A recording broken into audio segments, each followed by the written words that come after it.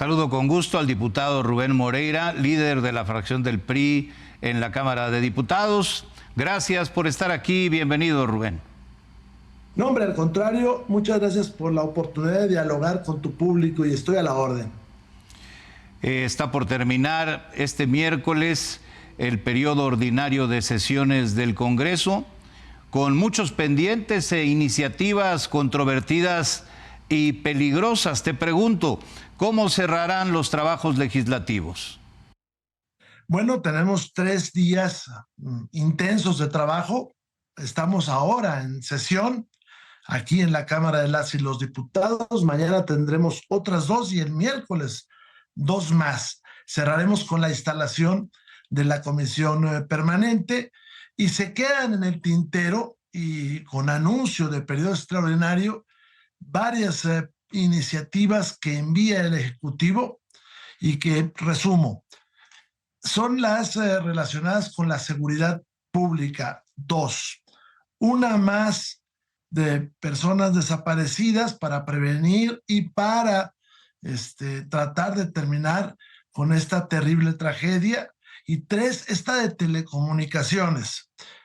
Adelanto que puede haber más, porque en el tema del Poder Judicial, pues puede ser que se saquen ahora leyes secundarias en esa materia. La de telecomunicaciones, pues lo que yo creo es una gran barbaridad y además relacionada con una agencia que se llama Agencia Digital, que va a tener grandes poderes para hacer y deshacer lo que guste en la materia de telecomunicaciones. Se quedan entre los pendientes 2 iniciativas que parecían interesar mucho a la presidenta, la de seguridad e inteligencia y la de telecomunicaciones y radiodifusión, que ella misma detuvo ante la ola de críticas por sus graves implicaciones. ¿Qué sucedió con estas 2 reformas? Pues están congeladas. Hoy en la Junta de Coordinación Política se habló de manera pues oficial, porque estábamos en una instancia de ese carácter, pero digamos que no en definitiva, de la posibilidad de un periodo extraordinario la primera quincena del mes de junio. En el caso de la ley de telecomunicaciones hay un mandato constitucional para tener leyes secundarias. En el caso de las leyes de seguridad, que son 2, una del sistema de seguridad y otra de un sistema de inteligencia para la seguridad, están dentro de la estrategia nacional que la presidenta está presentando. Ahora, hay una conexión en todas ellas, que es la agencia digital. Esta tiene rango de secretaría según la ley orgánica de la Administración Pública Federal. Segundo, tiene tareas preponderantes en la materia de telecomunicaciones. Y tercero, es un actor muy importante en la ley de seguridad, de inteligencia para la seguridad. Es una instancia que va a controlar desde los datos biométricos de los bebés hasta correos y telégrafos, pasando por registros telefónicos, pasando por las concesiones de radio, televisión e internet, por supervisar los contenidos de todo tipo de plataformas y de estos medios. Incluso, como ya te lo dije, en materia de correos y de telégrafos, es una superdependencia. Es más, hace un rato votamos una ley para desburocratizar trámites, entrecomillado todo esto, que le da superpoderes a la agencia digital para hacer consultas, para encargarse de las mejoras regulatorias, en fin. Es una súper instancia, poco conocida, pero que en realidad va a regir mucho de la vida nacional. Te escucho, Rubén Moreira, y me parece altamente riesgoso y preocupante que una agencia gubernamental dirigida por una persona tenga tanto poder y que el gobierno tenga tanto control sobre tantas cosas, Rubén. Efectivamente, porque muchas de estas decisiones antes se tomaban por órganos colegiados, que además eran parte del Estado mexicano, es decir, eran órganos del mismo, como por ejemplo el INAI. pues había un proceso para seleccionarlo en un poder que es el legislativo, y representaban al Estado mexicano, tenían autonomía del Ejecutivo, en fin. Ahora no, es un funcionario, uno solo, que tiene rango de secretario, el que va a resolver todas estas importantes cuestiones.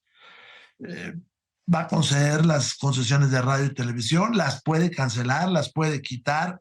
Es más, Guillermo, va a calificar los cambios accionarios que se den dentro de las empresas de radio y televisión. Esto no se ha dicho, pero va a ser una sola persona, una instancia que no es autónoma, de alguien que, por cierto, está concentrando muchísimo poder.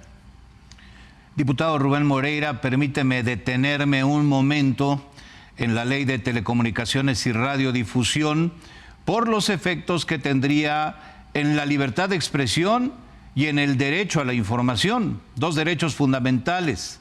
El gobierno parece querer controlarlo todo. Abierto para escuchar todas las voces, pero si no es vinculante, ya lo sabemos, de nada servirá. Te pregunto, ¿qué esperas que suceda con esta ley? Pues me gustaría pensar que sí, pero yo también tengo serias dudas. Primero, el antecedente es que nunca hacen caso a los parlamentos abiertos. Ya hay N número de ejemplos en Cámara de Senadores y en Cámara de Diputados. Ese es el primero. El segundo tema es que se presentó toda una ley completa, entonces que puede ser que traten de realizarle parches, pequeños cambios, en fin. Tercera, que no se está convocando a todos los actores en la materia.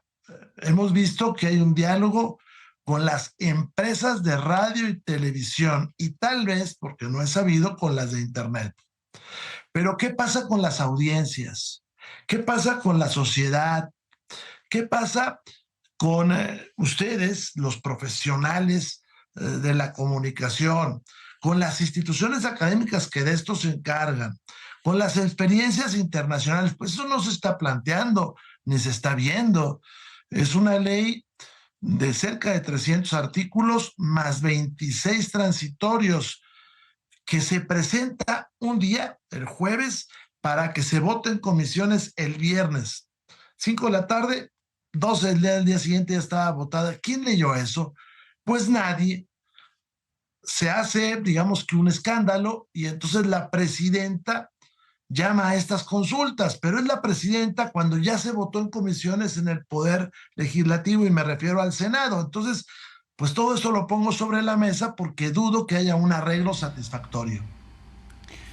Se anticipa, ya lo decías, un periodo extraordinario de sesiones para sacar esos pendientes y quizá algunos más. ¿Habrá periodo extraordinario, te pregunto, y de ser así, cuándo será?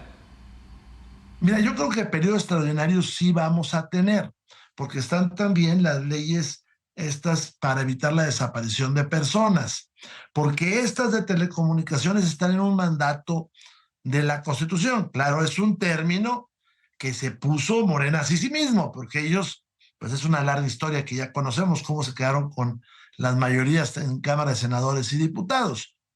Pero entonces están esos mandatos, están esos términos pues fijos que ya están por vencer y que pues se tienen que sacar. Entonces, hoy en Junta de Coordinación Política le preguntamos al señor presidente de la misma y él estimaba que puede ser los primeros 15 días del mes de junio.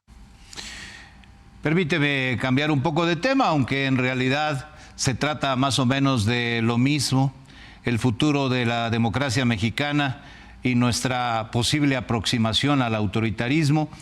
Buena parte de la discusión pública se ha centrado en las últimas horas en entrevistas dadas por Ernesto Zedillo a revistas como Letras Libres.